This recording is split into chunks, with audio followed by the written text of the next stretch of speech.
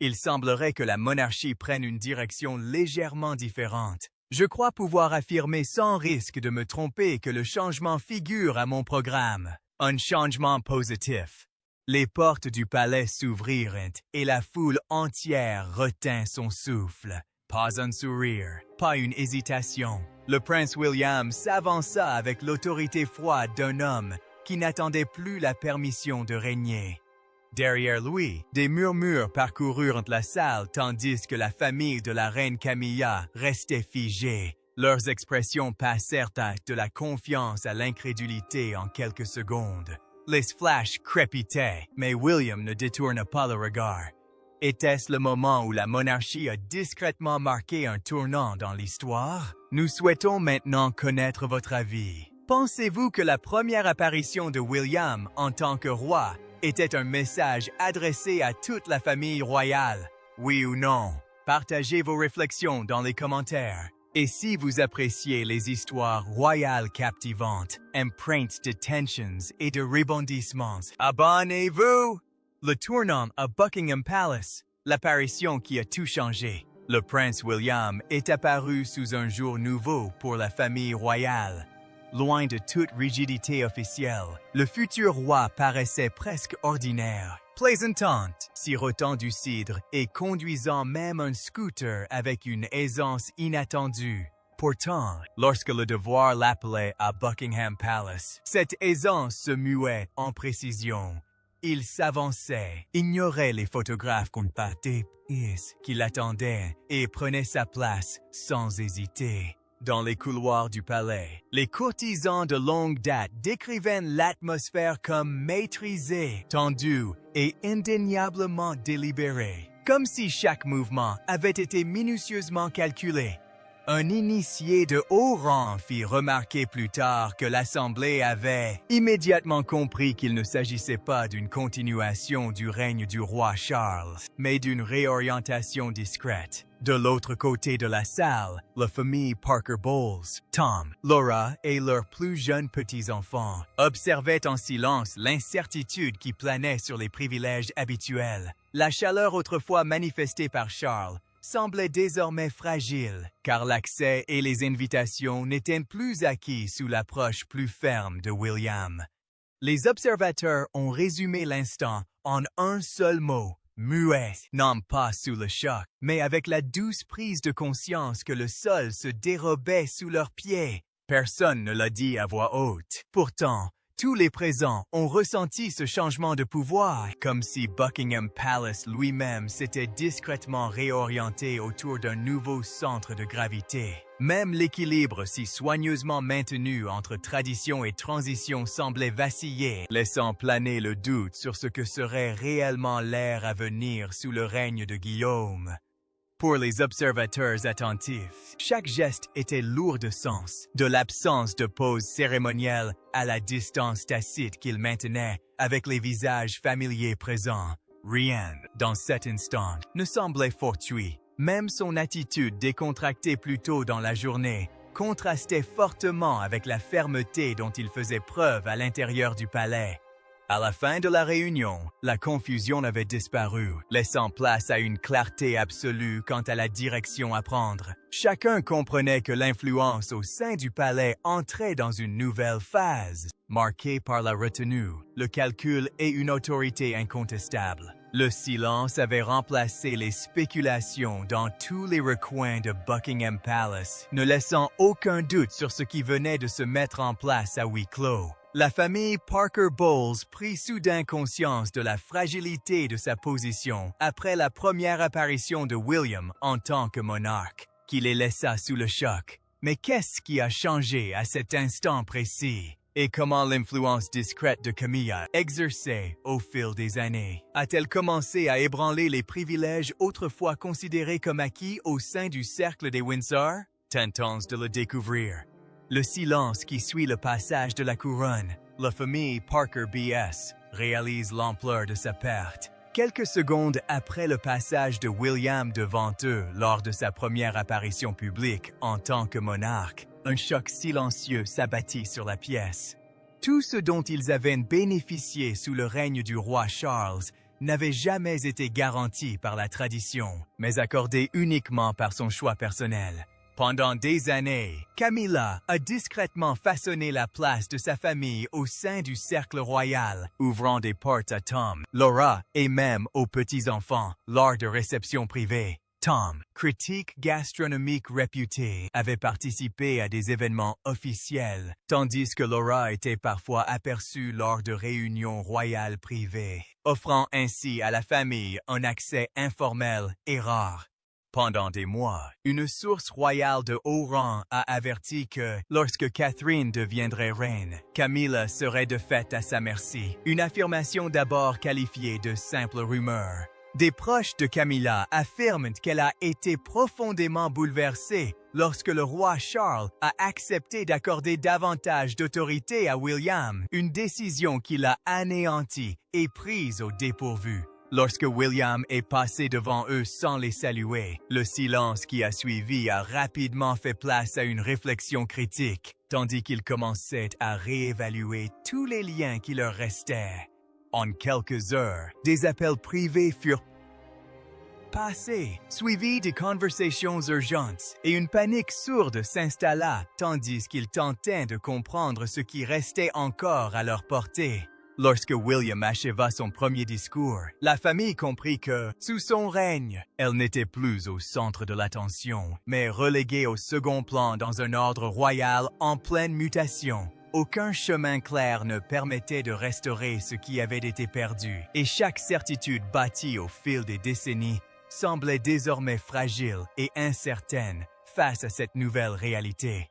Camilla, autrefois considérée comme l'architecte discrète des relations privilégiées, se retrouva confrontée à la rapidité avec laquelle l'influence pouvait s'effriter suite à un changement soudain du centre du pouvoir. Quelques semaines auparavant, même les plus fidèles conseillers du palais avaient évoqué ce changement, mais rares étaient ceux qui imaginaient qu'il surviendrait si brutalement et de façon si flagrante. Désormais, chaque invitation, chaque photographie, chaque rencontre dépendait entièrement de la discrétion de William, remodelant des relations de longue date d'une manière que nul au sein de la famille ne pouvait ignorer.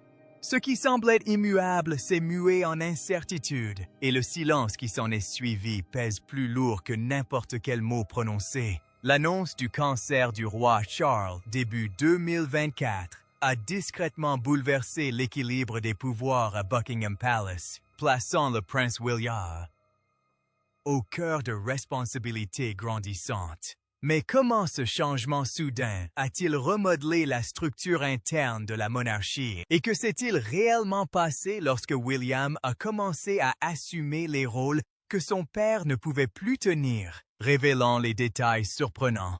Le roi était déjà couronné. Le palais n'a jamais vraiment attendu le couronnement pour entamer un nouveau chapitre. Début 2024, Buckingham Palace annonça que le roi Charles était atteint d'un cancer. Une révélation qui bouleversa discrètement l'équilibre des responsabilités au sein de la monarchie. Dès lors, le prince William commença à assumer ses responsabilités avec une constance sereine, prenant en charge des engagements que son père ne pouvait plus gérer et influençant les décisions qui, peu à peu, firent de lui la figure emblématique de l'institution. Il n'était pas encore en phase d'apprentissage lorsqu'il devint finalement roi. Nombreux étaient ceux, au sein du palais, qui le voyaient déjà incarner ce rôle bien avant le grand public. Cette transition discrète, minutieusement préparée pendant des mois selon des sources internes, a conféré à sa première apparition un caractère de confirmation plutôt que de surprise. Pendant ce temps, la reine Camilla a maintenu une forte présence dans ses engagements royaux, forte de son influence et de son réseau au sein du palais. Cependant, sa position s'est complexifiée face aux dissensions internes croissantes entre les partisans de la modernité de William et les fidèles au choix traditionnel de Charles. L'un des moments les plus difficiles aurait eu lieu lors des discussions concernant la résidence du prince Andrew à Royal Lodge, près de Forest Lodge, où William et Catherine ont insisté pour son départ. Cette décision aurait donné à Camilla le sentiment d'être exclue des sources proches du couple, affirmant qu'elle pensait que des décisions importantes étaient prises sans sa participation ni son consentement. Parallèlement, des désaccords sont apparus sur la manière dont la famille d'York devait être gérée publiquement. William préférait garder ses distances jusqu'à un prochain bilan de santé de Charles, tandis que ce dernier privilégiait une approche plus ouverte, visant à apaiser les tensions. En coulisses, ces désaccords créaient une tension palpable, Camilla se retrouvant souvent du côté de Charles, mais en décalage avec l'influence grandissante de William et Catherine. Lorsque William fit sa première apparition en tant que roi, l'atmosphère au sein du palais évoquait moins une passation de pouvoir qu'une reconnaissance définitive d'un rôle qu'il tenait déjà depuis longtemps. Les observateurs notèrent le silence pesant qui régnait dans l'entourage de Camilla, sa famille restant apparemment impassible face à ce basculement du pouvoir devenu incontournable. Bien avant que le public ne comprenne pleinement ce qui se tramait, la monarchie avait déjà recentré son pouvoir sur William, dont la prise de responsabilité progressive ne laissait que peu de place à l'incertitude.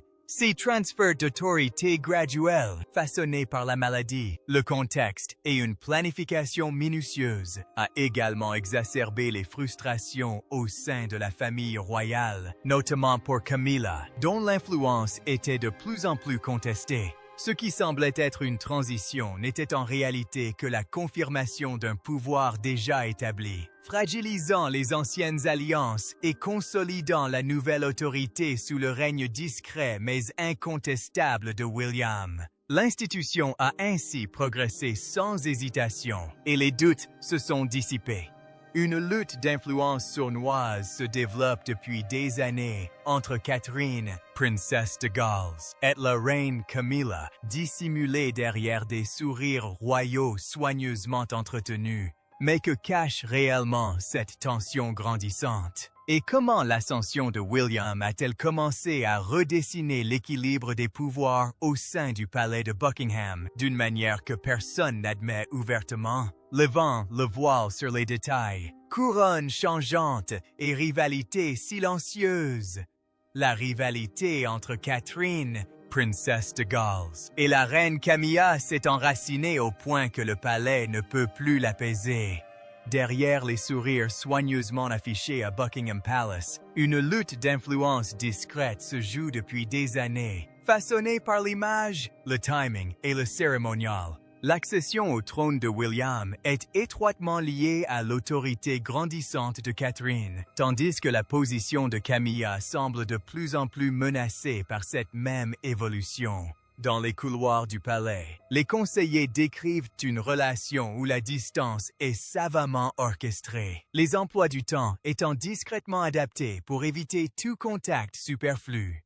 Une récente visite d'État, début 2026, a mis en lumière ces tensions, chaque geste semblant lourd de sens. Catherine a mené ses engagements avec une autorité sereine, guidant les dignitaires étrangers et attirant naturellement l'attention de tous, un changement que peu pouvaient être ignoré. Le moment le plus commenté fut le banquet d'État, où le choix de son diadème fut perçu au sein du palais comme bien plus qu'un simple ornement, un symbole de son autorité future.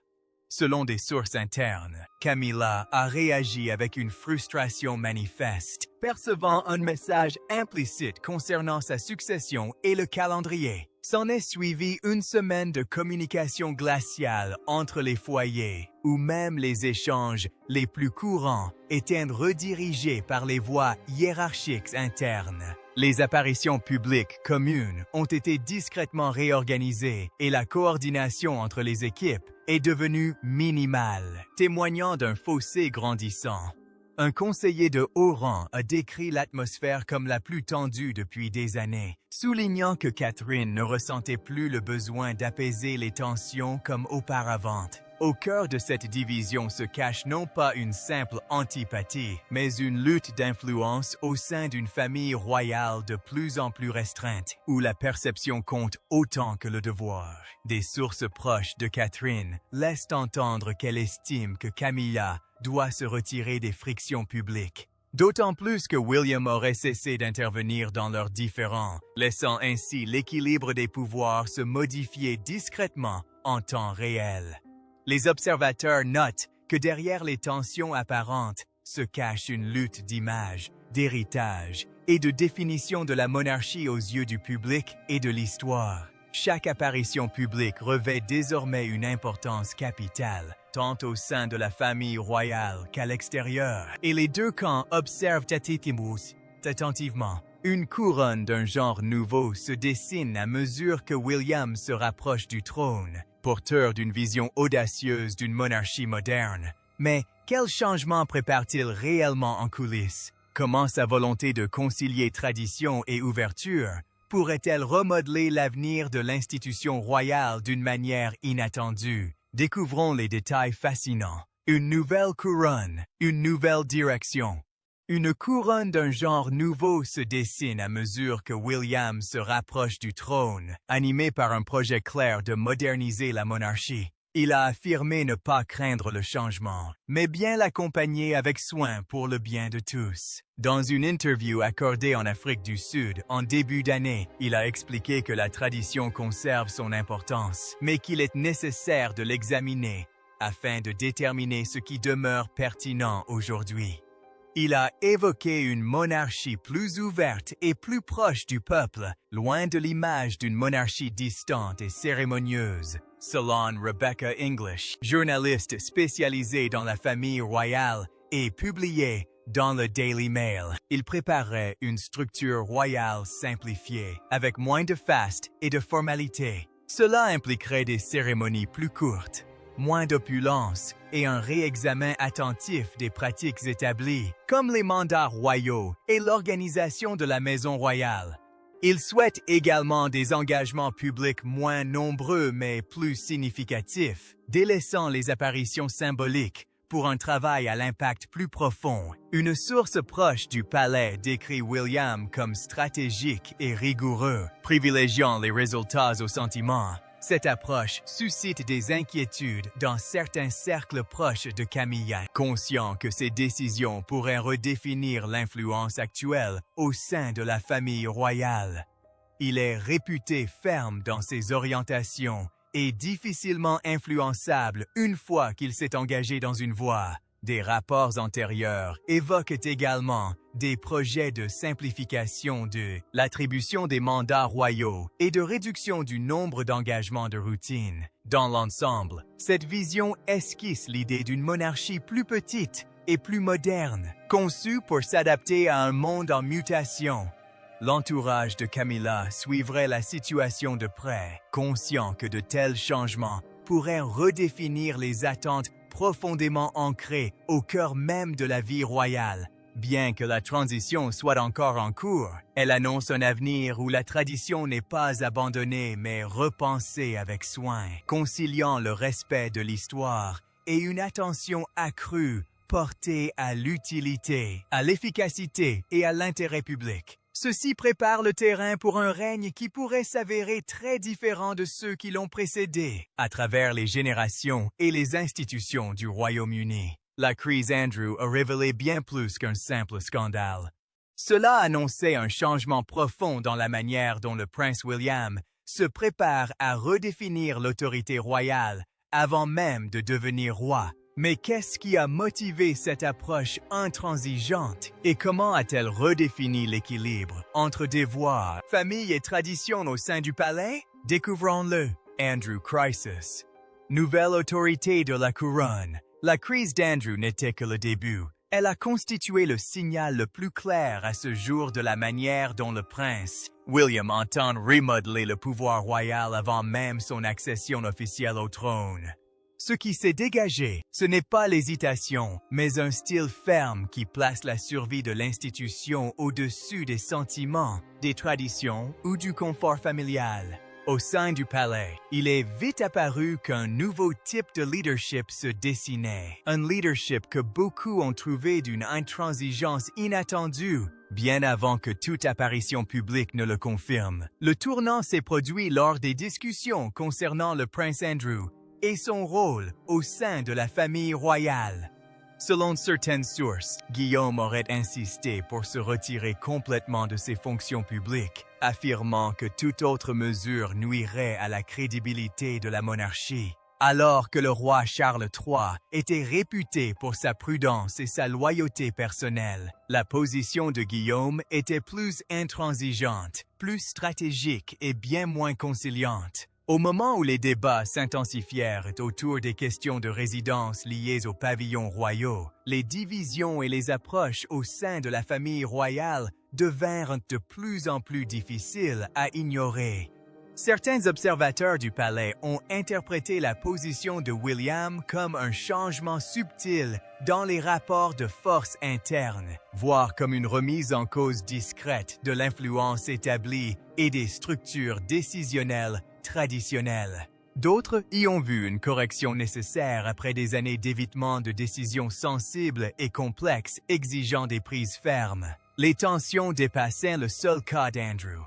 Des discussions plus larges ont également émergé concernant les princesses Béatrice et Eugénie. Le prince William aurait souhaité un rôle public réduit pour la branche d'York de la famille royale, tandis que le prince Charles aurait préféré une présence plus discrète de ces dernières lors des engagements royaux. Au cœur de ces points de vue divergents se trouvait la reine Camilla, dont l'entourage proche percevait ces évolutions comme s'inscrivant dans une restructuration plus vaste et discrète des influences et des priorités au sein du palais, redéfinissant progressivement l'équilibre et l'orientation interne. Des observateurs tels que Jenny Bond, commentatrice royale de la BBC, et l'auteur Robert Jobson ont noté que cette approche reflétait une évolution plus générale vers la discipline, la modernisation et une moindre tolérance au scandale.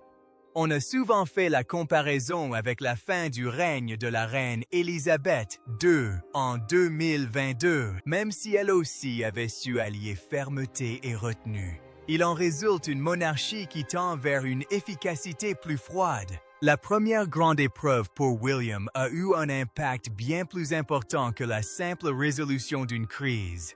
Cela révèle que les décisions pourraient désormais être prises plus rapidement. Les relations pourraient avoir moins d'importance et la stratégie pourrait primer sur les sentiments. Pour les partisans, c'est un signe de force. Pour les autres, c'est un signe de distance. Quoi qu'il en soit, le temps de la future couronne se dessinait.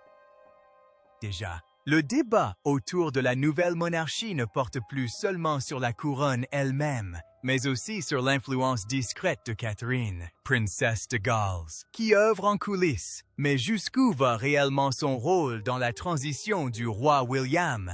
Et quelle décision, restée secrète, révèle son véritable impact sur l'avenir de la monarchie? Levant le voile sur ces détails fascinants. L'architecture discrète d'une nouvelle couronne. Les discussions autour de la nouvelle monarchie se concentrent rarement uniquement sur la couronne. Elles s'orientent de plus en plus vers la force silencieuse qui la façonne de l'intérieur. Catherine, princesse de Galles, bien avant toute apparition publique, les initiés la décrivaient comme le pilier stabilisateur de la transition entourant le prince William lors de son accession au trône. Son influence, discrète mais bien présente, imprègne chacune de ses décisions, reflétant une vision d'une institution moderne fondée sur la stabilité familiale, la confiance du public et une planification rigoureuse à long terme. On la décrit souvent comme le trait d'union entre la tradition et une monarchie plus accessible, une monarchie qui conserve toute son influence, mais qui se rapproche du quotidien tout en préservant discrètement l'équilibre émotionnel de la famille royale. Extrait d'un entretien avec Hello. Les magazines et divers commentateurs royaux ont souvent souligné son parcours atypique, faisant remarquer que son éducation plus modeste lui confère une compréhension concrète de la vie au-delà des portes du palais. Cette perspective influencerait fréquemment la manière dont elle et William abordent le pouvoir ensemble, privilégiant une structure stable à un faste ostentatoire, tout en élevant leurs enfants dans un environnement calme et protégé, conçu pour assurer la continuité de la monarchie pour la prochaine génération. Derrière les portes du palais, des semaines de préparation ont discrètement modifié les attentes. Selon certaines sources, les principaux conseillers ont revu les canaux de communication, affiné la hiérarchie et ajusté l'organisation des présences aux engagements officiels. De ces discussions, un détail récurrent s'est dégagé. Le rôle sensiblement réduit de la famille élargie de la reine Camilla lors des événements officiels, signe d'un cercle restreint et d'une orientation plus contrôlée pour ses futures apparitions publiques et sa représentation institutionnelle. Lorsque William est apparu pour la première fois en public en tant que roi, l'événement a moins ressemblé à une cérémonie qu'à une évidence, celle d'une harmonie déjà acquise. Lui et Catherine se déplaçaient avec une fluidité naturelle, comme si des années de préparation et une compréhension mutuelle avaient déjà déterminé chacun de leurs pas. Elle restait légèrement en retrait, sans jamais l'éclipser ni s'effacer, renforçant l'impression que le leadership s'exprimait désormais comme une force collective, plutôt que comme une figure unique soutenue par la présence des autres. Sa résilience a enrichi la perception du public. Après son diagnostic et son traitement contre le cancer, son retour au travail a été empreint d'une force tranquille qui a suscité un profond respect et l'attention de nombreux observateurs et sympathisants. Ses proches la décrivent souvent comme imperturbable lors de discussions intenses, se montrant plus concentré et déterminé sous la pression plutôt que de s'y soustraire, ce qui a renforcé son image publique au fil du temps. Parallèlement, la moindre visibilité de son entourage lors de moments clés a également été remarquée, certains y voyant le signe d'une restructuration plus large des influences au sein du palais et d'une évolution de la représentation royale. En définitive, ce nouveau chapitre ne se définit pas par une seule couronne, mais par un partenariat soigneusement construit qui réorganise discrètement la tradition en une monarchie plus unifiée et réfléchie. Que signifie donc cette nouvelle lignée successorale pour l'avenir de la monarchie? Comment l'accession au trône de William va-t-elle redéfinir le pouvoir royal? Et pourquoi sa première apparition publique est-elle si importante? Avec George comme héritier et Catherine accédant au trône, quels changements sont désormais en train de se mettre en place? Découvrons-le. Nouvelle couronne sous le règne de William. Où cela nous mènera-t-il? Quel type de monarchie verra le jour maintenant que William accède au trône? Et comment sa première apparition publique influencera-t-elle les années à venir? Dans l'ordre de succession, le prince William accède au trône, devenant largement pressenti sous le nom de Guillaume V, tandis que son fils aîné, le prince George, devient l'héritier présomptif. Catherine, son épouse, est destinée à devenir reine. D'abord reine consort, avant d'être finalement connue simplement comme reine dans la vie publique. Une transition qui symbolise à la fois la continuité et une transformation discrète au sein de la famille royale. Les préparatifs du couronnement ont déjà commencé en coulisses, les discussions portant non seulement sur la tradition, mais aussi sur le ton à adopter et la perception du public. Au lieu des fastes des époques précédentes, la cérémonie devrait être plus courte, plus simple et plus proche du peuple, reflétant une évolution plus générale qui privilégie le sens et l'accessibilité au spectacle. L'intention n'est pas d'effacer l'histoire, mais de repenser sa présentation, rendant la couronne moins distante, plus accessible et plus responsable à l'ère moderne, marquée par la transparence. L'approche de William est souvent qualifiée de moderne, mesurée et pragmatique. Il devrait mettre l'accent sur la transparence, la responsabilité et une mission claire pour l'institution, rompant ainsi avec le silence et la rigueur formelle qui caractérisaient autrefois la communication royale. Les cérémonies traditionnelles telles que le défilé du Trooping the Color, dont l'histoire remonte à plus de 20 à 60 ans, devraient demeurer un élément important de la vie royale, bien que présentées de manière modernisée. Des questions subsistent également quant au rôle des proches de la couronne et à l'évolution de leurs fonctions dans cette monarchie en pleine mutation. L'avenir des titres royaux de Harry et Meghan demeure incertain, certains estimant que William pourrait privilégier la stabilité et se consacrer aux services publics et aux œuvres caritatives plutôt que la confrontation.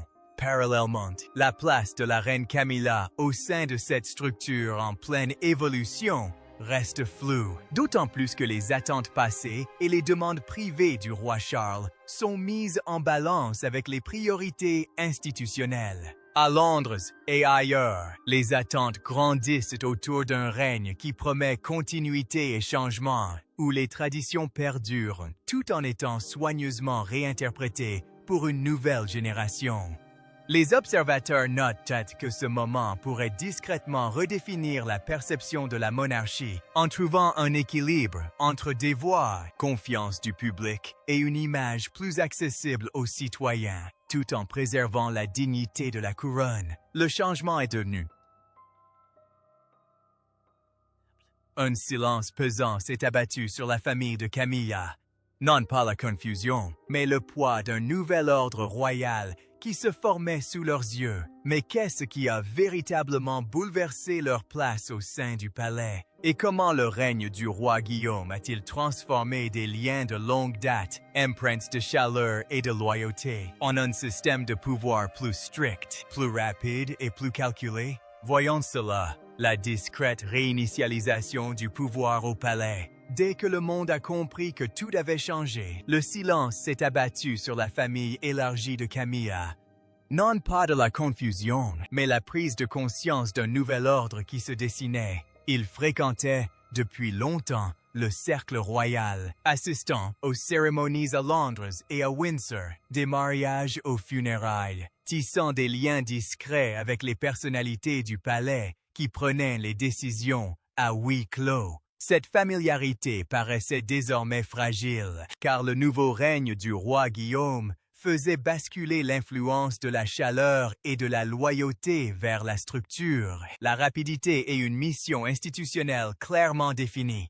Au sein du système palatial, les décisions qui s'étalaient autrefois sur des semaines de discussion se prennent désormais en quelques heures, les accords de longue date étant réexaminés et souvent remaniés sans hésitation. Une source haut placée a décrit l'atmosphère fin 2025 comme respectueuse, mais sans sentimentalisme, où l'héritage à lui seul ne garantissait plus la continuité ni les privilèges. Chaque liste d'invités, chaque protocole, chaque arrangement privé est désormais soumis à une seule question.